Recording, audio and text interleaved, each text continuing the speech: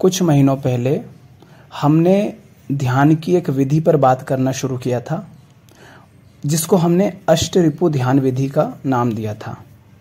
आज उसी का दूसरा भाग है, तो इस पर हम बात करेंगे। लगभग 9 से 10 हज़ार लोगों ने उसको सुना। उसमें हमने बात की थी इच्छा, उम्मीद, कामना, वासना, इन सब को लेकर के हमने इनको समझा था कि ये क्या है और ये किस प्रकार आती हैं, किस प्रकार हम पर हावी हो जाती हैं और हमारे लिए समस्या का, अशांति का, दुख का कारण बन जाती हैं। और आज हम बात करेंगे क्रोध पर। तो सबसे पहले तो ये समझ लेना बहुत ज़रूरी है कि कोई भी विधि हमारे किसी काम की नहीं अगर वो उन बातों से संबंध नहीं रखती जो हमारे जीवन में दुख, अशांति का कारण हैं। तो जिस तरह इच्छाएं, कामनाएं, वासनाएं, उम्मीदें, ये सब हमारे जीवन से संबंधित है, हमारे रोजमर्रा के जीवन से, उसी प्रकार क्रोध भी हमारे दिन के, जीवन के हर समय के साथ जुड़ा हुआ है, हर घटनाओं के साथ जुड़ा हुआ है। कहीं ना कहीं हम क्रोध के साथ ही जीते हैं। तो इसको ध्यान से समझें और हम कोशिश करेंगे कि हम इसको व्यवहारिक तरीके से समझ सकें ताकि ये हमारे काम भी आए। अन्यथा बाकी सब तो शब्दों का जाल भर है। तो सबसे पहली बात जो आपको समझनी है क्रोध के संबंध में, देखो, क्रोध हमारी हस्ती से जुड़ा हुआ है। हमारा होने का अर्थ ही है, अभी हम सिर्फ क्रोध की बात कर रहे हैं इसलिए क्रोध को ही लेकर चलेंगे। तो हमारे होने का अर्थ ही है कि क्रोध हमारे साथ जुड़ा रहेगा। किंतु समस्या क्या है? पहली समस्या यह है कि हम इसे नकार देते हैं। हम कभी भी सरलता से यह स्वीकार नहीं करते कि हमें क्रोध आया, हमने क्रोध किया, बल्कि हम उसके लिए स्पष्टीकरण देने लगते हैं। हम उसको सही सिद्ध करने की कोशिश करते हैं कि देखो ये कारण था, वो कारण था, ये वजह थी, मेरी गलती नहीं थी, और भी कई तरीके से। इससे होता क्या है कि हम अपनी हकीकत को छुपा जाते हैं। देखो, वास्तव में हमने क्या कहा कि क्रोध हमारी हस्ती से जुड़ा है। आप कह नहीं सकते, मैं भी नहीं कह सकता कि मैं क्रोध से पूरी तरह मुक्त हूं। आप भी नहीं कह सकते, क्योंकि क्रोध हमारे होने के साथ जुड़ा हुआ है। किंतु जब हम क्रोध करते हैं तो हम स्वीकार नहीं करते कि हमने क्रोध किया। हम उसे किसी न किसी तरह से नकारने का प्रयास करते हैं कि हमने क्रोध नहीं किया। और जब हम नकार देते हैं तो हम अपने असली चेहरे से रूबरू नहीं हो पाते, हम उसे छुपा लेते हैं और हम दूसरों के ऊपर दोष मढ़ने लग जाते हैं। तो सबसे पहली बात तो ये जो ध्यान रखनी है कि आप यदि क्रोध करते हैं और करते ही हैं तो स्वीकार करो कि आप क्रोधी हैं, आप खुद क्रोध हैं। क्रोध आपसे अलग नहीं है। जब क्रोध करते हो तो उसे नकारो मत कि मैंने क्रोध नहीं किया। उसके लिए बहाने मत बनाओ, उसको सही सिद्ध करने की कोशिश मत करो कि ये कारण था, वो कारण था। सीधे और साफ स्वीकार करो कि हाँ, मैंने क्रोध किया और मैं क्रोधी हूं, यही मेरा असली रूप है। क्योंकि अगर आप इसे छुपा गए तो आगे फिर कोई बात होगी ही नहीं, क्योंकि आपने कह ही दिया कि आप क्रोधी हैं ही नहीं। तो फिर आप उसको ठीक करने के लिए या उसका इलाज कैसे करेंगे? आपने बीमारी को ही नकार दिया कि मैं बीमार हूं ही नहीं, तो ना तो आप अपना इलाज करवाने जाएंगे, ना कोई और व्यक्ति आपका इलाज कर पाएगा, क्योंकि आप उसे इलाज करने की अनुमति नहीं देंगे, क्योंकि आप कहेंगे मैं तो ठीक हूं। तो सबसे पहले स्वीकार करो, क्योंकि हम नकार करते रहते हैं। तो अब हम समझते हैं कि क्रोध क्या है और क्रोध का कारण क्या है, और ध्यान से समझना और पूरा समझना इसको। हमने जब पहली बात की थी अष्टरिपु ध्यान विधि के विषय में, उसमें हमने बात की थी कामनाओं की, वासनाओं की, इच्छाओं की, चाहतों की, उम्मीदों की। और क्रोध क्या है?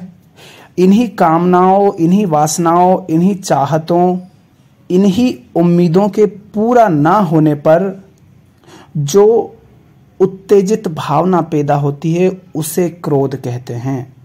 आपने कुछ चाहा, आपने कोई इच्छा की, आपने कोई उम्मीद की और वो पूरी नहीं हुई तो क्रोध पैदा होगा। बस ये जो भावना है उत्तेजित होने की, इस भावना को ही क्रोध कहते हैं। और इसी परिभाषा में कारण भी छिपा है। क्या? इच्छाओं का, कामनाओं का, वासनाओं का पूरा ना होना, ये क्रोध का कारण है। तो क्रोध को समझने के लिए, क्योंकि क्रोध और काम दोनों साथ चलते हैं, तो क्रोध को समझने के लिए हमें समझना होता है कामनाओं को, इच्छाओं को, वासनाओं को। हम क्या उम्मीदें लगाते हैं उनको।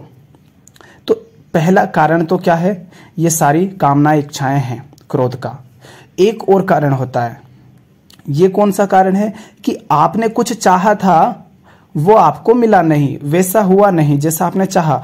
और एक होता है कि आपके पास मान लो कुछ है पहले ही, किसी ने आपका वो नुकसान कर दिया। जैसे आपने कोई वस्तु चाही थी, वो नहीं मिली तो क्रोध आएगा। एक वस्तु आपके पास पहले ही थी, किसी ने आपका नुकसान कर दिया तो भी क्रोध आएगा। तो एक क्रोध का एक कारण है कि तुमने जो चाहा वैसा नहीं हुआ, और दूसरा कारण है किसी ने तुम्हारा कोई नुकसान कर दिया, जो सीधे सीधे दिख जाता है कि हाँ इसने मेरा नुकसान किया है, तो क्रोध आएगा। तो क्रोध क्या है और क्रोध का कारण क्या है वो हमने जाना। अब इसको आगे समझते हैं। क्रोध जब आप करते हैं तो जाहिर सी बात है कि सामने जिस व्यक्ति पर, जिस वस्तु पर, किसी भी चीज पर, क्योंकि हमारा क्रोध जरूरी ही नहीं कि किसी इंसान पर ही हो। कई लोग क्रोध में कपड़े फाड़ देते हैं, कोई वस्तु तोड़ देते हैं, कहीं आग लगा देते हैं, कहीं गाड़ी को बहुत तेज भगाते हैं, बहुत कुछ हम करते हैं क्रोध में। ठीक? तो क्रोध वास्तव में सामने वाले को जलाता है या हमें ही जलाता है? जब हम क्रोध करते हैं तो वास्तव में क्रोध उस अंगारे की तरह है जो हमारे हाथ में रखा है दूसरे के ऊपर फेंकने के लिए। तो दूसरे को जलाएगा कि नहीं जलाएगा ये बाद की बात है, लेकिन वो हमें जरूर जला रहा है। तो वास्तव में क्रोध के कारण जो पीड़ा हो रही है वो उस व्यक्ति से संबंधित नहीं है, वो इस बात से संबंधित है कि हम क्रोध क्यों कर रहे हैं, ये क्रोध क्यों हम पर हावी हो रहा है। तो क्रोध की आग में जलने से बचने के लिए अपनी चाहतों के प्रति सजग रहना होगा। हम चाह क्या रहे हैं? छोटी से छोटी बात भी क्या है जो आप चाह रहे हैं? तुम किस तरह की इच्छाएं कर रहे हो, किन इच्छाओं के पीछे दौड़ रहे हो? तुम्हें उनके प्रति सजग रहना होगा। तुम कहां कहां और किन किन से उम्मीदें लगाए बैठे हो, तुम्हें उनके प्रति सजग रहना होगा। तो पहले हम बात करते हैं चाहतों की। चाहतें किस तरह से क्रोध को उपजाती है? तो चाहत और इच्छा दोनों को एक साथ ले लो, क्योंकि दोनों एक ही हैं। तो आपकी क्या चाहत है, आपकी क्या इच्छा है, ये किस प्रकार क्रोध को जन्म देती है? होता क्या है कि अक्सर हम उसे चाहते हैं जिसकी हमें वास्तव में जरूरत होती नहीं है।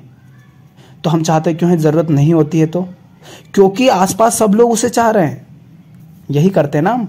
हमारी बहुत सारी इच्छाएं हैं और ध्यान से देखोगे तो वो इच्छाएं तुम्हारी अपनी नहीं है, तुम्हारे अंदर से पैदा नहीं हुई है। वो तुमने संसार को, लोगों को, दुनिया को देखकर करना शुरू की हैं। तुम कामना पूर्ति के पीछे दौड़ रहे हो, कुछ चाह रहे हो, उसके पीछे दौड़ रहे हो, कोई इच्छा है उसकी पूर्ति के लिए दौड़ रहे हो। क्यों? क्योंकि सब उसके पीछे दौड़ रहे हैं। तो अक्सर होता यह है कि हम उन चीजों के पीछे दौड़ रहे होते हैं, उन चाहतों को पूरा करने के लिए दौड़ रहे होते हैं जो हमारी होती ही नहीं है। क्यों? क्योंकि हमें उनकी जरूरत थी ही नहीं। पहली बात, इससे क्रोध कैसे उपजेगा? हम चाहते तो हैं लेकिन इच्छाएं पूरी होती नहीं। हमने यही कहा था ना शुरू में कि हमने कुछ चाहा और वैसा नहीं हुआ, इसलिए क्रोध पैदा होता है।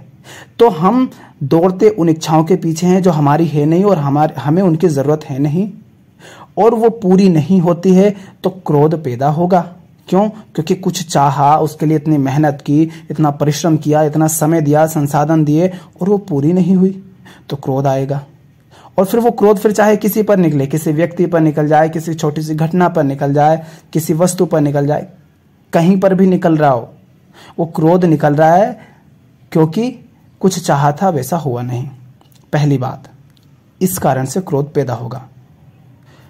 चाहतों के संबंध में ही दूसरा क्रोध कैसे पैदा होता है? तो हमने कहा कि अक्सर हम उन इच्छाओं की, उन चाहतों की पूर्ति के लिए दौड़ते रहते हैं जो हमारी होती नहीं है और हमें उनकी ज़रूरत होती नहीं है, और कई बार हमारी इच्छाएं पूरी नहीं होती, इसलिए क्रोध आता है। कई बार पूरी हो जाती हैं फिर भी क्रोध आता है। ये क्यों आता है? अब तो पूरी हो गई, क्योंकि वो इच्छाएं हमारी थी ही नहीं, हमें उनकी ज़रूरत थी ही नहीं, बस सारी दुनिया दौड़े जा रही थी, तो हमें लगता था कि शायद उसमें कुछ खास होगा, तो चलो हम भी पा लेते हैं। लेकिन जब इच्छा पूरी हुई तो हमें पता चला कि उसमें तो कुछ भी खास नहीं है। तो इच्छा एक थी, उस इच्छा से कुछ और हमने चाहा था।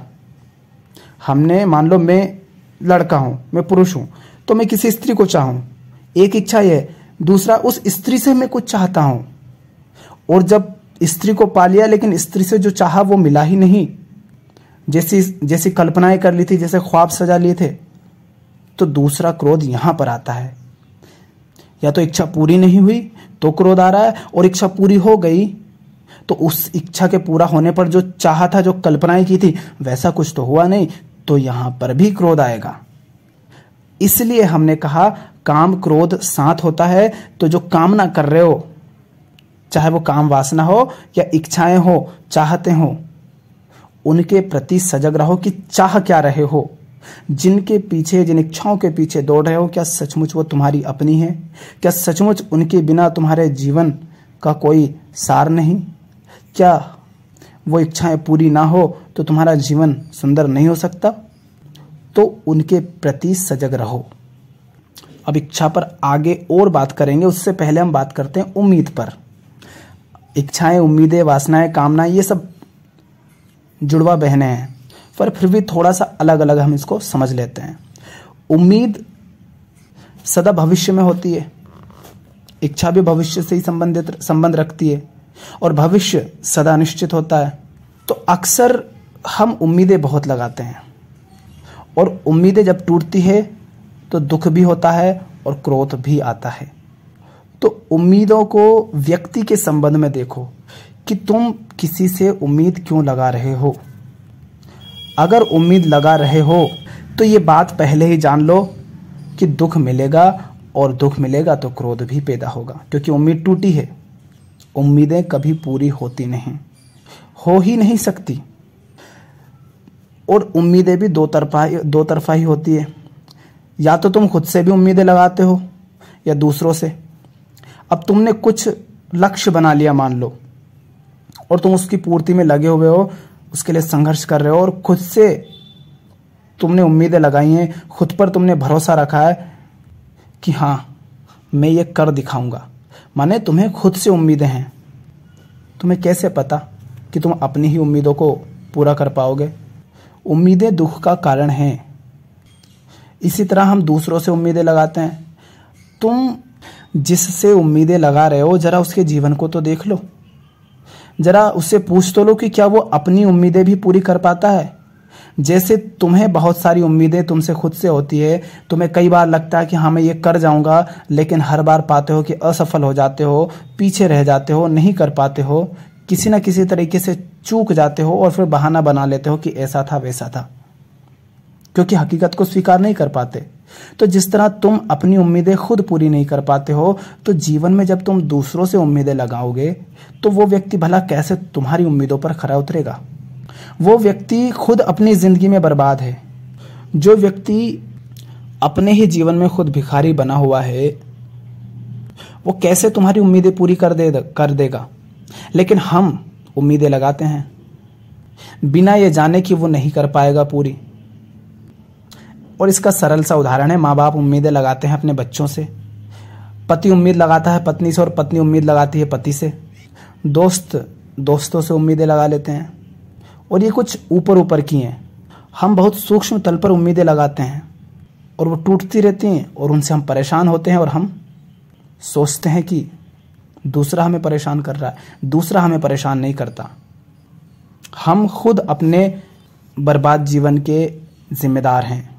तो क्या इच्छाएं कर रहे हो, क्या वासनाएं हैं, क्या कामनाएं हैं, क्या चाह रहे हो, और क्या उम्मीदें तुमने लगा रखी हैं, चाहे खुद से या दूसरे से, इनके प्रति सजग रहो।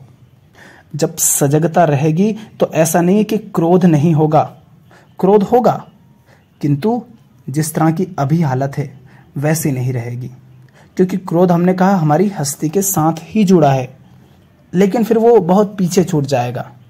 और फिर हमने बात की थी कि क्रोध तब भी आता है जब हमारा कोई नुकसान कर देता है। तो जब भी कोई तुम्हारा नुकसान करे और तुम्हें क्रोध आने लगे, तब जरा रुको, 5 सेकंड रुको, ध्यान दो इस बात पर कि जो तुम्हारा नुकसान हुआ है क्या वो इतना बड़ा है कि उसके लिए तुम क्रोधित हो जाओ और खुद को ही अशांत कर लो। और क्या क्रोध करने से वो भरपाई हो जाएगी? क्या बिना क्रोध किए उस विषय पर बातें नहीं हो सकती, उसको समझा नहीं जा सकता? क्योंकि जैसे ही कुछ घटता है, छोटी सी समस्या हो या बड़ा कोई भी नुकसान हो, हम तुरंत उस पर प्रतिक्रिया करते हैं, उसको समझे बिना ही। तो जब भी कोई नुकसान हो जाए या कोई तुम्हारा नुकसान करे, तब जरा सा ठहरो क्रोध करने से पहले और देखो कि क्या क्रोध करना जायज है। क्या तुम्हारा समय इतना निर्मूल्य है, इतना सस्ता है कि हर जगह उसको बर्बाद करते रहो? क्योंकि क्रोध अगर करोगे तो फिर नुकसान उतना ही नहीं होगा, वो तो किसी वस्तु का नुकसान हुआ है, अब वो क्रोध तुम्हें लंबे समय तक परेशान करता रहेगा। हो सकता है क्रोध में तुम कुछ ऐसा कर बैठो कि वो और ज्यादा बड़ा नुकसान हो, ऊपर से समय की बर्बादी होगी और मन की अशांति होगी। और फिर भी कोई निश्चित नहीं कि तुम्हारे क्रोध करने से तुम्हारे नुकसान की भरपाई हो जाएगी। हो सकता है क्रोध कर दिया तो फिर नुकसान की भरपाई जो हो सकती थी अब वो भी ना हो और समस्या और बढ़ जाए और तनाव लंबे समय तक चलता रहे। तो जब भी किसी नुकसान के कारण क्रोध आने लगे तो थमो और देखो कि क्या सचमुच क्रोध करना जायज है। अगर नहीं, अगर घटना को समझ लिया तो क्रोध अपने आप विलीन हो जाएगा, क्योंकि कहीं ना कहीं हर व्यक्ति अपना फायदा ही तो चाहता है ना। और तुम्हें दिख गया कि क्रोध करने से फायदा है ही नहीं, नुकसान है, तो क्रोध अपने आप गायब हो जाएगा। तो ये 2 कारण हैं क्रोध के। एक, जो चाहा, जो इच्छा की वो पूरी नहीं हुई इसलिए, और अगर हो भी गई तो उससे जो चाहा था वो मिला नहीं। और दूसरा कारण है कि कोई तुम्हारा नुकसान कर दे तो क्रोध आता है। एक और वजह है तब भी हमें क्रोध आता है, और वो वजह ये है कि कुछ होता है जो हमें सचमुच चाहिए होता है, या तो हम उसे चाहते ही नहीं हैं, और अगर चाहते हैं तो हम उसमें उतना परिश्रम, उतनी मेहनत नहीं करते जितनी करनी चाहिए थी, और उसमें असफल होते हैं तो क्रोध अपने आप उत्पन्न होता है।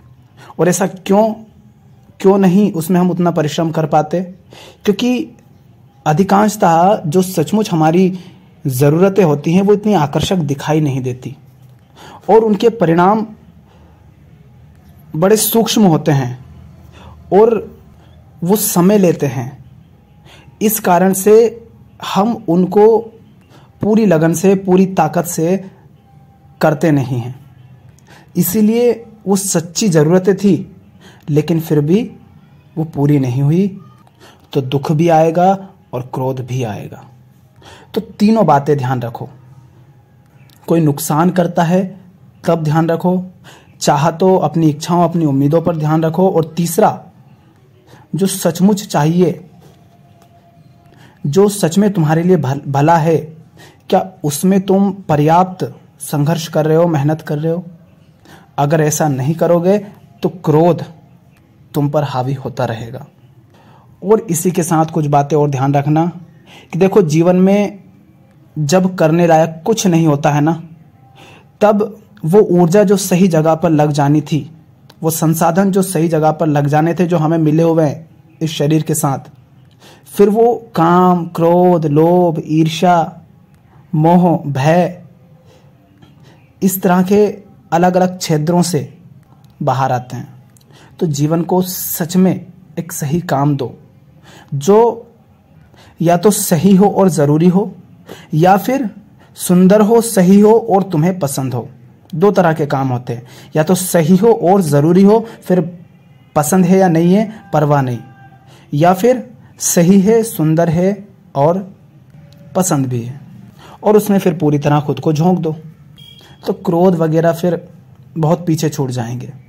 और दूसरी बात, अक्सर लोग क्रोध जब इंसानों पर दिखाते हैं तो उन लोगों के सामने दिखाते हैं जो उनसे बहुत छोटे होते हैं। जब किसी छोटे व्यक्ति पर क्रोध दिखाओ तब अपने आप को देख लो कि तुम कितने नीचे गिर गए हो। जो बड़े हैं, जो ताकतवर हैं, जो ऊंचे हैं, उनके सामने तो मुंह खुलता नहीं तुम्हारा, और कोई छोटा है, कमज़ोर है तो उसको डरा लेते हो। तो किस पर क्रोध कर रहे हो? जब क्रोध आए तब ध्यान दो कि किसको डरा रहा हूँ मैं, उसको जो मेरा ही गुलाम है, जो मुझसे ही छोटा है। तो तुम्हें खुद पर तरस आएगा कि तुम कितना नीचे गिर गए। और जब इच्छाओं के पीछे दौड़ो तब देखो कि कैसी छोटी छोटी इच्छाओं के पीछे दौड़े जा रहा हूँ, जिनके पीछे सारा संसार दौड़ रहा है और मौत के कुएं में कूदता जा रहा है। मैं भी उनके पीछे दौड़कर क्या पालूंगा? फिर चाहो तो थोड़ी बड़ी इच्छाएं कर लो, ऐसी इच्छाएं कर लो जो बहुत ऊंची हो, जो बहुत कम लोग करते हैं, बहुत चंद लोग करते हैं और अमर हो जाते हैं। वो इच्छाएं कर लो। इसी के साथ क्रोध अक्सर वो लोग करते हैं जो भयभीत होते हैं। तो जीवन में अगर भय पाल रखा है तो क्रोध भी करोगे। क्यों? क्योंकि भय को तुम छुपाना चाहोगे, और भय को छुपाने का एक अच्छा तरीका होता है कि क्रोध करो, ताकि लोगों को लगे कि ये भयभीत नहीं है। तो अक्सर जो लोग भयभीत होते हैं वो उतना ही अधिक क्रोध करते हैं, और वो भी कमज़ोर लोगों पर। बड़े बड़े ताकतवर लोगों के सामने तो वो भी क्रोध नहीं करते। तो जब कोई क्रोध करता है तो तुम समझ सकते हो कि ये व्यक्ति ज़रूर भयभीत है, इसीलिए क्रोध कर रहा है, अन्यथा ये क्रोध नहीं करता। और अक्सर हम क्रोध करते भी किस पर है? एक बात ये भी ध्यान रखो, हम क्रोध उन्हीं पर करते हैं जो हमारे निकट होते हैं। किसी दूसरे देश और राज्य में रहने वाले से हम क्रोध नहीं करते। तो हम जो निकट होते हैं उनसे क्रोध क्यों करते हैं? क्योंकि उन्हीं से तो हमने उम्मीदें लगाई हैं ना। जिनसे उम्मीदें लगाई होती हैं हम क्रोध भी उन्हीं पर करते हैं, क्योंकि उम्मीदें हम उनसे लगाते हैं जो हमारे निकट हैं, और उम्मीदें कोई पूरी कर नहीं पाता और इसीलिए हम उन पर क्रोध करते रहते हैं। तो बेचारों पर, उन पर भी तरस खाओ, देखो उनकी ज़िंदगी भी कैसी है, वो कैसे तुम्हारी उम्मीदें पूरी कर दें। तो ये सारी बातें हैं जो क्रोध के संबंध में हैं, जितनी हो सकी हमने की हैं। इनको अगर ध्यान में रखा, इनके प्रति अगर सजग रहे तो ज़रूर ये आपके काम आएंगी। आज के लिए इतना ही। धन्यवाद।